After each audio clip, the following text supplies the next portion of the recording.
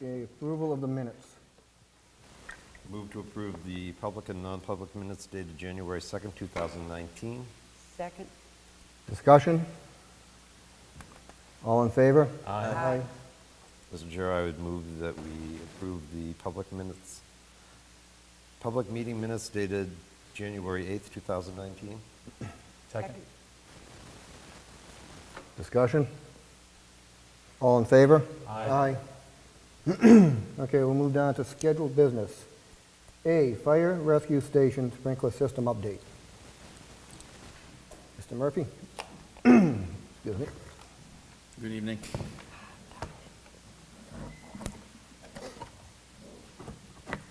So I'm not sure exactly what the board would like to know, so I'll kind of tell you where we've gotten to and then answer any questions that you guys have, because we're kind of working on a couple different fronts simultaneously here. Could you start by announcing who you are and who you represent for us, please? Sure. Jeff Murphy, I'm a fire protection engineer with SFC Engineering, and we've been engaged to help the town complete the sprinkler system installation over at the fire station. So to that end, we've been in contact with both the chief and the construction manager over the last several weeks, understanding exactly where we are in the process and kind of figuring out the best path forward. So I have a bit of a summary for you guys tonight and also a little bit of homework or questions that need to be answered so that we can finish this up the most efficiently possible. So what we've done since we've been engaged to do that is we've done a complete review of the shop drawings that were created for the system that's installed today. Completed hydraulic calculations to validate that design, making sure that it has proper pipe sizing, sprinkler head locations, and what's there is appropriate, which we have confirmed. So that the vast majority of the piping in the building and almost all of the branches and the piping in the ceiling is going to be expected to stay as we finish this off, which is what we expected, but we did our due diligence to make sure. What is going to need to happen is right now the sprinkler system, and I don't want to get into too many technicals because it's probably not pertinent for this group, but the piping in the ceiling, similar to what we have here, comes down and goes into just a fire department connection on the side of the building to allow the fire department to charge that system and get water to flow.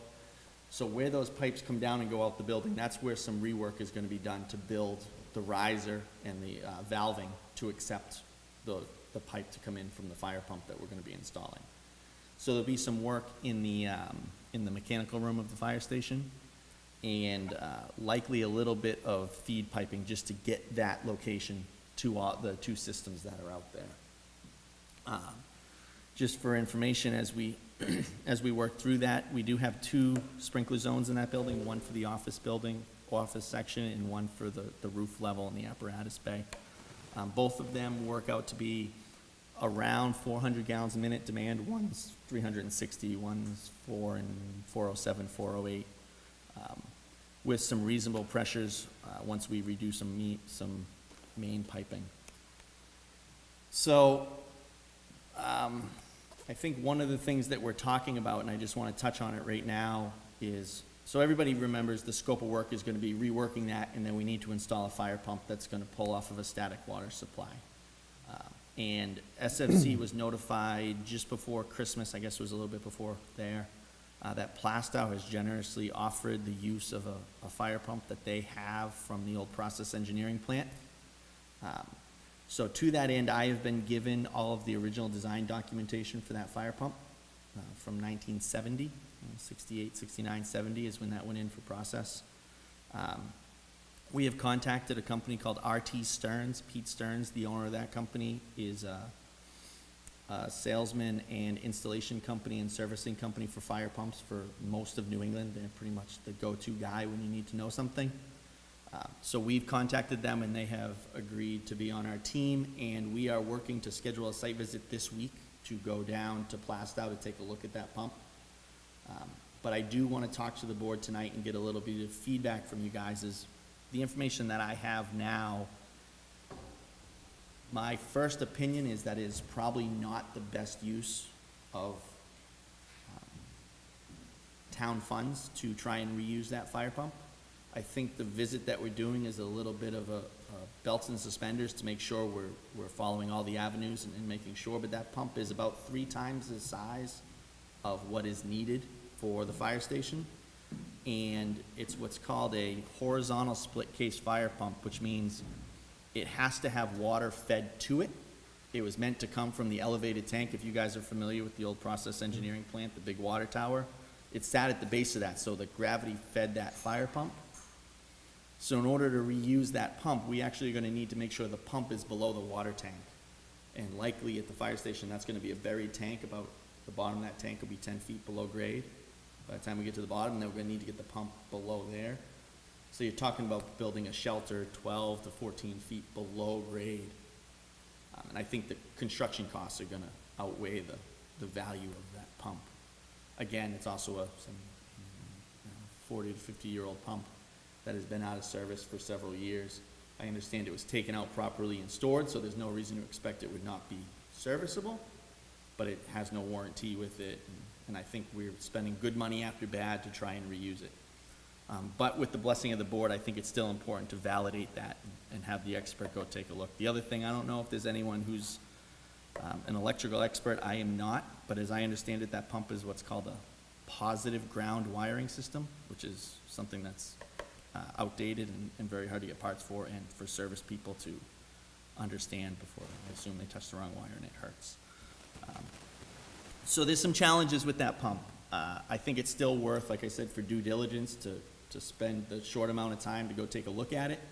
But at this point, my expectation is to work with Pete to get just a verbal report from him on site and relay that to the board via email so that you guys can make a decision. But if your board feels a full investigation is warranted, we can obviously do that. But I just want a little flavor of the board. Yeah, I'm cool with due diligence. Obviously, you said the magic words were, you know, if construction costs take away the value we would have with having this donated pump, then we don't want to go there, you know, so. Yeah, I agree. Okay, so we'll continue down that road, and if anything changes, we can always do more. I just don't want to spend a lot of money pulling it out of storage and testing it and making sure all that if it's not real viable.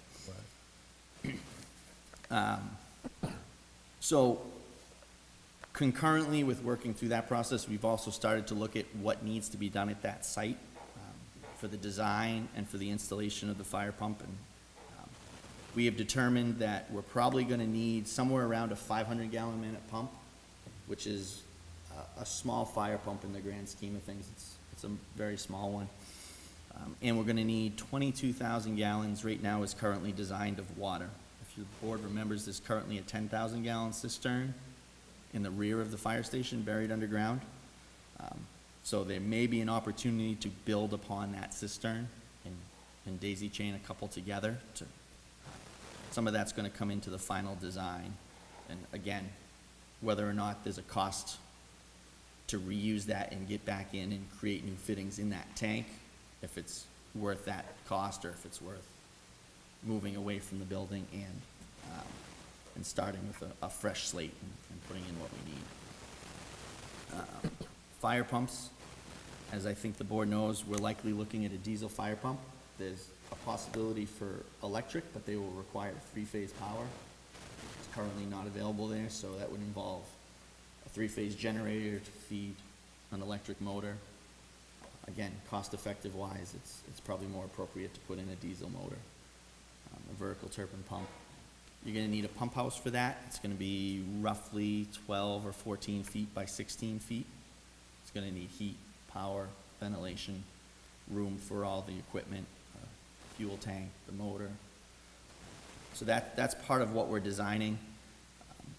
From that fire pump house, we will trench and install a water line into the mechanical room, and that's what will feed the system. So there does not appear to me, and there's still some final design to do, that there's really nowhere in that building to attach that pump house the way it was designed. So I think it's going to become a standalone building, probably on the back side of the building, on the other side of that gravel parking area, where we can trench right across. We're not saw cutting pavement or anything that you guys have just put down. So That's kind of where we're at right now. I've talked to the construction manager, he's aware of that.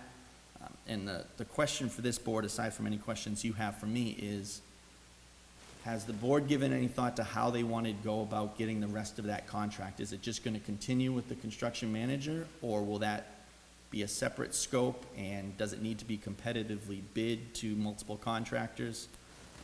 And before you answer that, because it's a quick answer, but you already have a sprinkler system in the building that is 3 months from acceptance, which carries with it a level of warranty and contractor warranty. So if you choose to go out to competitive bid and you get a different contractor, you may create some challenges there in terms of what we have and what gets modified and where that responsibility lies and who has warranty. So there's some pluses and minuses. The other advantage is if you are not going to be competitively bidding it to multiple people as a blind bid, it saves some design costs because we can work with the actual contractor and start doing some pricing as we go through, so that we can do a little bit of value engineering through the design process if we're all sitting at the table to begin. Whereas if we're looking to bid that out, we're going to create a complete design package that you need to get apples to apples bids from multiple contractors, so that there may not be opportunities of the awarded contractor saying, well, I've done it this way in the past, and I know my guys can make it a little bit quicker and maybe less labor. So there's some flexibility there. So that's pretty much the summary of the last couple weeks. I'll answer any questions that the board has, and then, like I said, the next step is really figuring out how you guys want to finish that work. I mean, personally, I think we just continue with the same contractor. Yeah, I mean, I'm no construction expert, but, if I were to build a house in this town, when it's supposedly done, code enforcement is gonna come and inspect the house, and, 99.9% of the time, they walk away with a punch list of things that still have to be done. I would never take that punch list and get another contractor to complete the punch list. I give it right to my contractor and say, the job's almost done, but you need to remediate these code issues before we're done. Right, So it I think eliminates all the that's- finger pointing. And I think that's where we are, It's, we're done except for a remediation plan that we need to complete by August, so I think we're continuing on the same path, same contractor. Plus, the likelihood is this contractor was lowest bidder, qualified bidder on the initial project of the sprinkler when they first came in, so. I can't speak to that. but- I'm just thinking that the construction manager would have minimized costs as much as possible, including when he initially hired this contractor. And they know what was already done in the building. Yes. Right. And that's not to, so everybody's clear, those watching at home, our millions of viewers, as I like to say, is we're not reaching into a new checkbook here. This is the same budget, the same bond. We haven't expended all the funds yet. So as we sit here tonight, we're still within budget. It's not that we have to find more money to do this, so. Correct. Is everybody in agreement to continue with the same contractor that started the sprinkler system and have them continue and finish it? Yes. Can we make a I motion? think so, but I don't think we have anything Does anything- to make a motion on. Okay. Other than, to answer Jeff's question that, yeah, for your purposes, Okay. it's still the way we're going. So we'll continue to work with the construction manager and the construction team. I will work to get a meeting with them in the next week or two so that we can continue to update the board as you guys see fit, or if you want to have some type of regular update, I'm happy to do that as well too.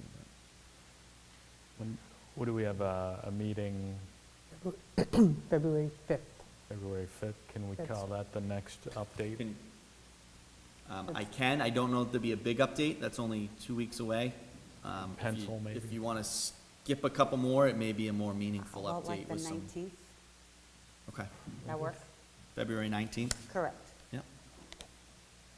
And I will I can either give that as a communication to the board, or I can come back, whatever you guys deem at that time. We'll see where we are Sounds good. and whether or Okay. not there's anything that you guys need to take action on.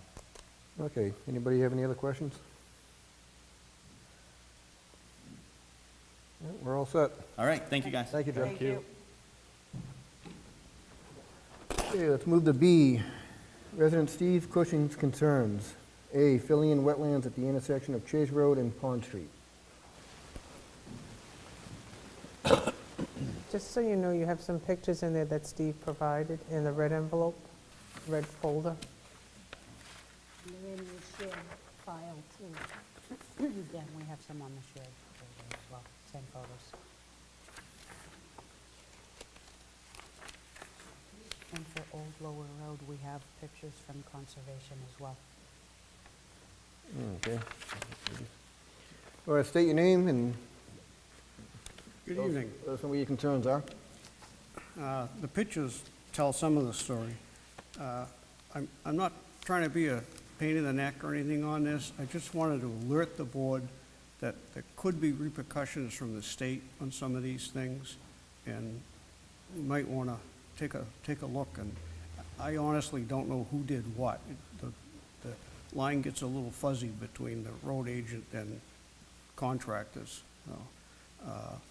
You know, this could use some stone wrap or something to keep it from washing out, and that would be, you know, a professional's opinion, certainly not mine. And part of this is from the new fill that we're using for roads, for the base of roads, which I believe is ground asphalt. And it makes, you know, from my unprofessional opinion, it makes an excellent road base. They steamroll that, and it's hard, and you could use it as a road. But it washes out easier than gravel seemed to. So that's something the board might want to keep in mind. I will tell the board right up front, I will not pursue this any further. I'm just trying to give the board a heads up that maybe they want to, you know, take a look into this, ask the appropriate people some questions or whatever. I certainly understand that the board can't be everywhere at once. So that's, So, Mr. Cushing, I have one question for you. Since your concern is what was used for the road base potentially eroding, have you brought this to the attention of the road agent? no, I have not. Yeah, I was going to suggest have Diane get hold of Mike tomorrow morning, or I can call him and have him get down and take a look at it and see if there's anything we can do to make sure it doesn't wash in. Yeah, and then maybe February 5th, we can present an answer to the board, but he'd be my first person I'd want to ask Right. what his thoughts were around it.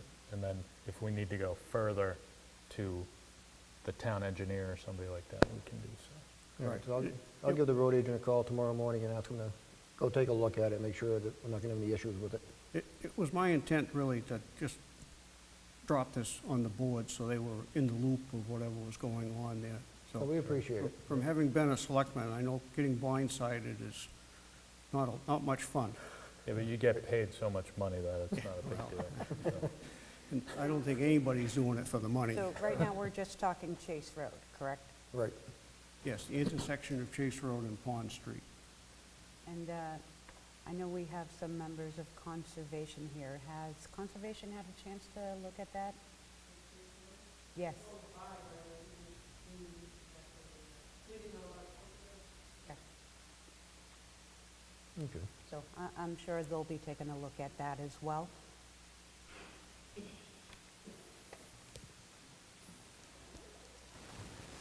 All right, and then Okay. item B was the other one, Old Lower Road.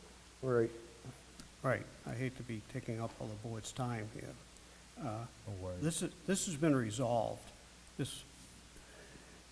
I have to explain how I came to the Board of Selectmen with it.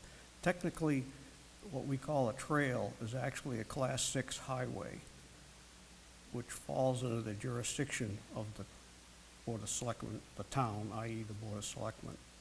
I didn't want to not have them in the loop of anything that was going on, but the Conservation Commission got alerted to this, and they have aptly handled it fine, and it's in process now, and it's been taken care of.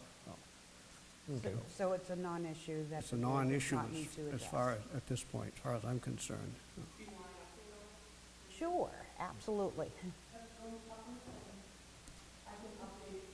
Okay, I'll get out of the way. Thank the board for the time. Thank All you. right, thank you, Steve. Since we have you here, Since I'm here. My name is Molly Wilson, current chair, Conservation. We were alerted to this, so we did a site walk on the 6th, Sunday.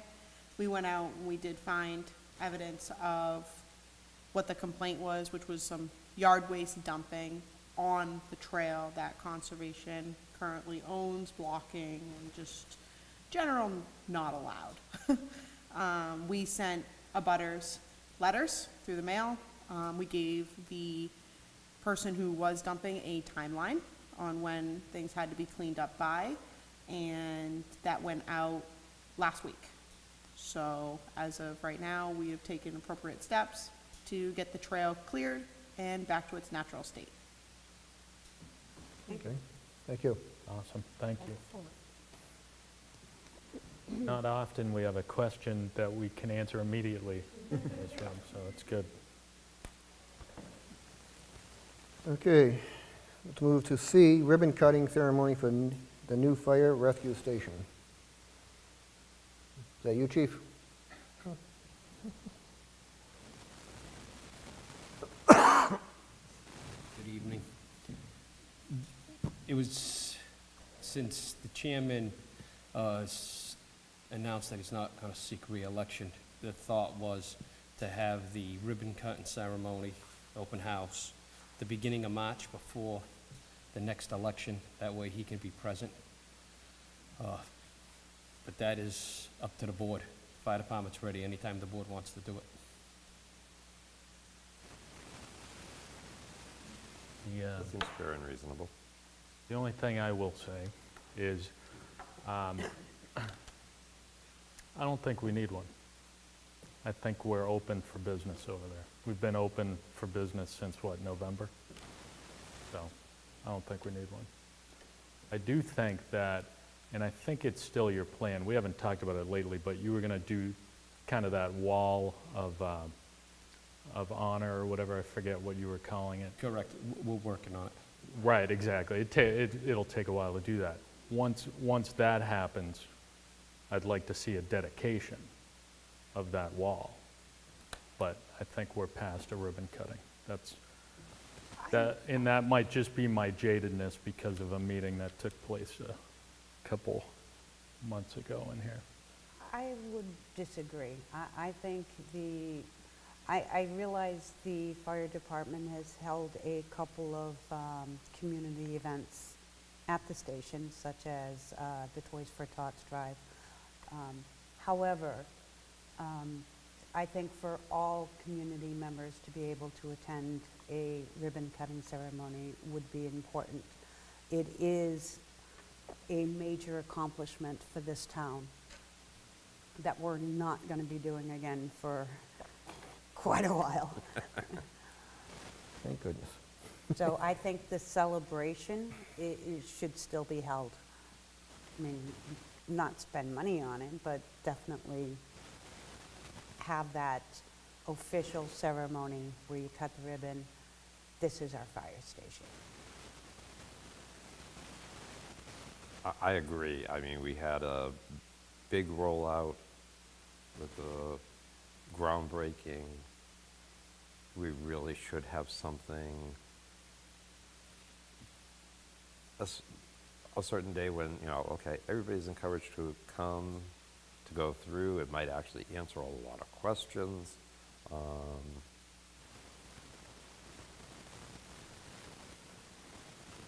Okay. Larry, your thoughts? Yeah, I think we should have an open house. We've been saying it all along that we're gonna have one, and then not to have one. We do like a 3-hour, 4-hour window, 12 to 3, 11 to 3. Yeah, on a Sunday afternoon would be, Sunday, I don't care what day. excuse me? It doesn't matter what day, if you want Sunday, Oh, Sunday afternoon's good, that way, you that's know, fine. all the selectmen can be there. Don't do it February 3rd. February 3rd? Yeah, February 3rd be a good day. If you do it early enough, it'll be fine. Yeah. It'll in give the people morning. something to do. So, I mean, No, not February 3rd. the Super Bowl, Oh, We do it fingers 17. crossed. Yeah, you can, do the 17th, that way you can invite the Pats to come. We don't want to be Right, exactly. competing with the Patriots who will lose.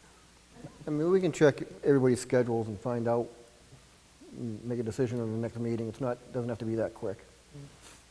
So just make sure we get the most people there that have been involved. Well, if you're going to have it in February, you should really think about making the decision on what you're going to do today, because the next time you meet is February 5th. Exactly. So That's you why we were really need to thinking pick your date today. Early March. So here's where obviously, I'm not in favor, but obviously the rest of the board is, so that's good. We'll move on and plan this thing, and I think the chief's right, is, like, that first week of March is probably, there's a lot to do, frankly, right? There's, I mean, not a lot, but there's enough to do. You don't want to do it in, like, 2 weeks, you know? Give yourself about a month. so the first Sunday in March? Which would be March the 3rd. And you need a snow date probably, too. Yeah. As our friends in Concord will tell us about town meeting day and snow dates. Elections this year is on the 12th, Yep, so We we can- can we do can the do- 3rd and 10th for a snow day. right? Okay. Good. What time? Fine? What time? Well, let's give him Oh, It's up to the 5. 11 to 3, 11 to 2. Whatever the board- Probably Whatever day and time the board not wants to before pick. noon. I'm just thinking for the churchgoers. You I was, want- I was just gonna say 12 to 3 with the actual ceremony being at 1. That way, the church people can actually make it there. I like that idea. It works. 12 to 3, ceremony at 1. That work for you, chief? Yeah, as long as it works for the board, because the board has to be there also.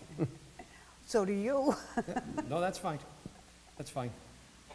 And also, just quick, since you're on the fire station, we're going to be hosting a blood pressure clinic coming up and within the next couple of weeks at the fire station also.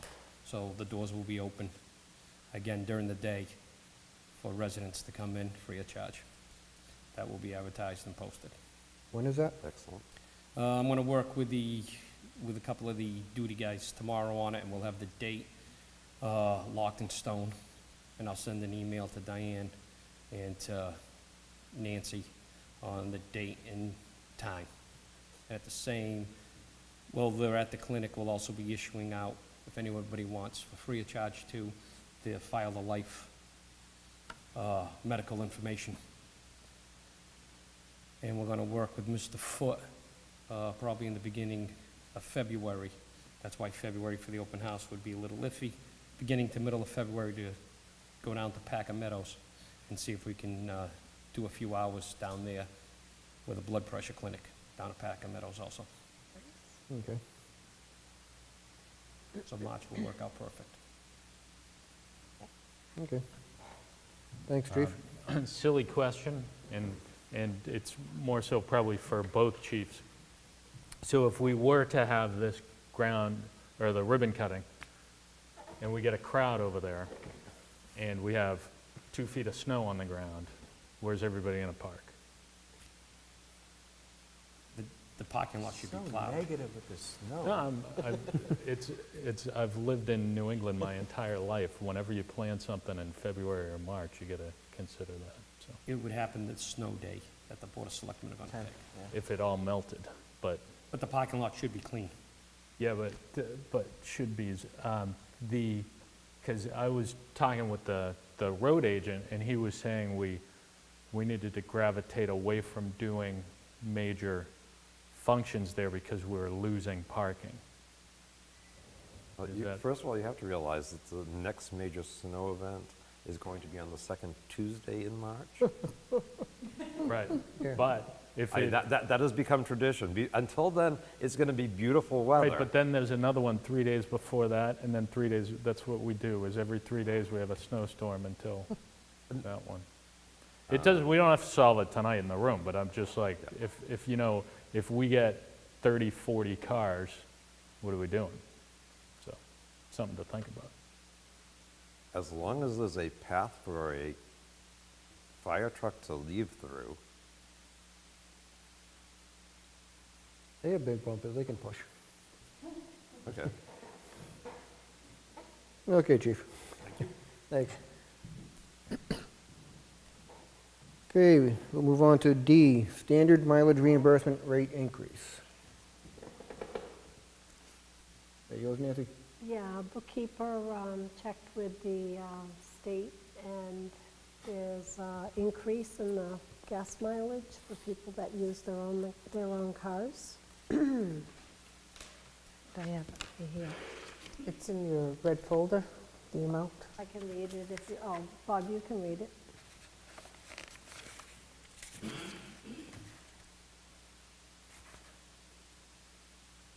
The memo, Bob. Yep, just trying to make sure I have the right one here.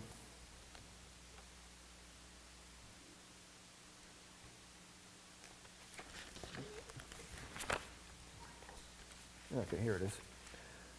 Okay, dated on 1/2/19. According to the IRS, beginning January 1st, 2019, the standard mileage rate for the use of a car, van, pickup, or panel truck for business miles driven is 58 cents per mile. This is an increase of 3.5 cents from the rate of 2018. Currently, town employees are reimbursed 54.5 cents for approved employment-related travel conducted with their personal vehicles. I will move Okay. that we set the travel reimbursement rate at 58 cents per mile. Second. Now, I'm, Yeah, discussion? just because the IRS is setting a standard mileage rate, I don't know that we have to follow suit. And I'm just thinking that gas prices have gone down. So why is the mileage rate going up? And we did just raise the mileage rate last January. I believe for some reason, I think last year it went down. Yeah, I think it did go down last year. Right. IRS calculates it on the previous year's actuals, and, I mean, there's actually a formula, like demographers. You're continually, with the rate, you're continually playing catch-up, and not that anybody's making any money on traveling on town business. I mean, 3.5 cents per mile is, I'm just saying, do we really need to do it this year? That's all I'm saying. I know I've worked for companies in the past, being paid mileage, did not always get paid what the IRS set as a mileage rate. And according to IRS, if you can actually claim the difference, if there is any, some companies don't even offer paid mileage. We do. I mean, just to throw another wrench in it, because I like to do that, isn't there a way we can kind of do the mileage on the type of vehicle? I mean, you get a car that gets 25 miles to the gallon, and the person, like my truck, gets 13 miles to the gallon, and they're getting the same amount of money to travel from point A to point B and back. Unfortunately not. It's a flat rate. So, we voted to increase it to the 54, 58. 50, what is it? What was the previous one? Last year it 54 was and a half cents. 54.5 Yeah, cents per mile. 54.5 last year in January, so a year ago. So it's only been a year and we'd be upping it by 4 Another cents. 3.5 cents, Three yeah. and a half. So we could up it by 1 cent, 2 cents, like, we don't have to, Well, I Why kind of up agree it with at Lisa, all? the gas prices are cheaper now than they were last year or just leave it also. alone. I'm thinking we can just leave it alone.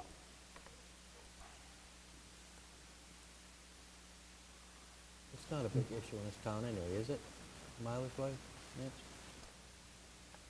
I don't think so. No. It's mostly trainings, if people are going for training.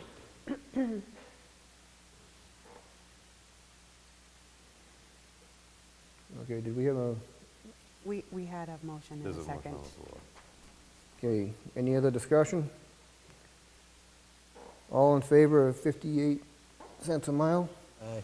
Aye. Aye. Aye. All opposed? Aye.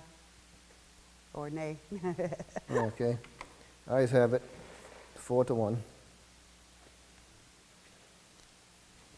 Okay.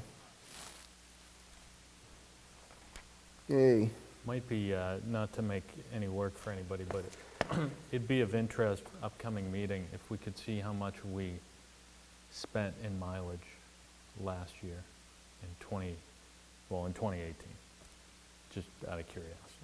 If we have that, I'm sure Kim can kind of do that, give us a total, just out I of can't curiosity. imagine it's much. I don't either, but it, take a look. Just so you know, last year's was a cent up. It was 53 and a half, it went to 54 and a half. Yep, and this year it's 3.5. What's it gonna be next year? Probably 2 cents down. But again, we'll get a picture of what we're dealing with, because, we might be talking, and I'm just throwing it out there, as I don't even know, it might be $350 a year that we actually dole out in mileage, so we're actually increasing that by, I don't have my calculator, but, that might be $50 more that we're just committed to, No, it's actually, the number's going to be higher than that. You know what I mean? But it might be just short money that, we've actually probably spent more time Well, yeah, I talking mean, about it, you know what I we mean? may be talking here $30 over Exactly, yeah. a year. So you're looking for what people were paid as well as the miles they went? Yeah, that would probably make sense, yeah. Okay. Just in total for the town. Okay. And just, we can all see that, so when we're faced with this in the future, we can know what we're dealing with. Okay. I'm not saying go back on the motion we just made, I'm just saying so we know what we're doing. You were talking just 2018? I you're not think so. Going back, okay. okay, anybody else? Oh, she has a question? Good. Sandra Estabrook. So if you've already proposed your budgets for next year, now you've given a raise in the expenditure for mileage, how's that going to be reflected in the budget? It's going to be so minimum, it wouldn't even affect the budgets. And that's what we'll verify with this data. I wouldn't think that's going to break the bank. I do know that a couple of the biggest departments, right, for mileage, because people go to training, are fire and police, and I think they already have a strategy for keeping those costs down, so. Yeah, because I know the planning board, Carpool and, we reimburse for about 200 miles per year between everybody on the planning board going Right. to the various things. So we're looking at $6.50 impact on the planning board budget. Right. And Well, I we were do asked to know cut our that- budgets by, that percentage a couple weeks ago, so, Well, no, we put the money back. Well, yeah, but, might want to think about moving it earlier next year then, so that people can plan in their budget for the increase. I think IRS releases it like January 1st. Well, like Lisa said, you didn't have to increase it either. Thank you. Thank you. And I'd also like to say that there are those of us who don't even apply for the mileage reimbursement when we travel, such as myself. Okay, Larry, you had something? No. Okay, anybody else? Okay, let's move on to E. Sign letter of agency to, what's that one? Comcast, sign letter of agency to move, Moving the phone number from the to- old yeah, fire okay. station to the new. So what happened was, we had signed this back in December, and there was some paperwork that got on Comcast or Earthlink end that did not go correctly. So they need us to re-sign another letter, Now, is it the And whole it's board just or the just chair. the chair? just the chair. I'll So- move that the chair sign the letter to Comcast regarding the 382 number. Second. Discussion? All in favor? Aye.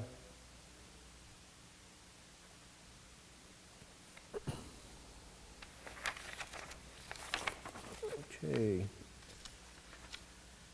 Other business and announcements? Just the, just the announcement there? The equalization?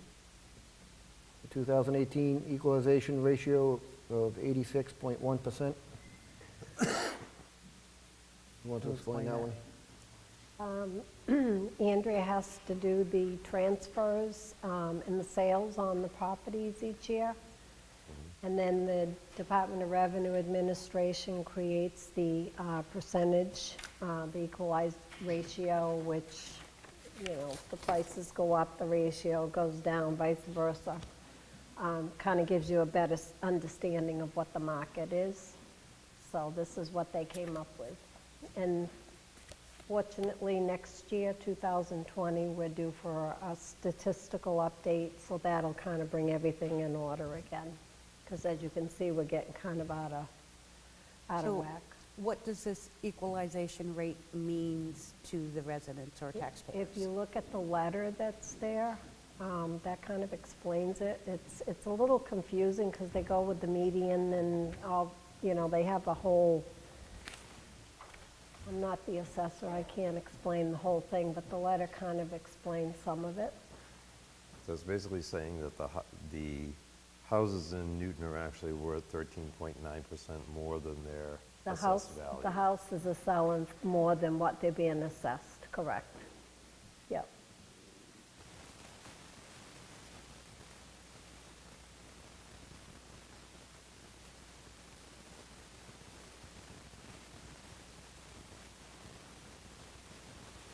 And this is a number that's assigned to us by DRA.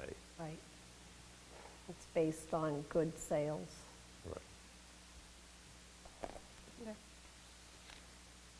Okay, anybody else? Okay, do we have a motion to adjourn? So moved. And just so everybody knows out there, we're adjourning for a few minutes till the public hearing. So you Right. didn't miss the public hearing. We're closing the Selectmen's meeting, public hearing starts at 7 o'clock. Yeah. Okay, all in favor? Aye. Aye. At 6:42 PM. We had all that extra time. There's so much we could have accomplished.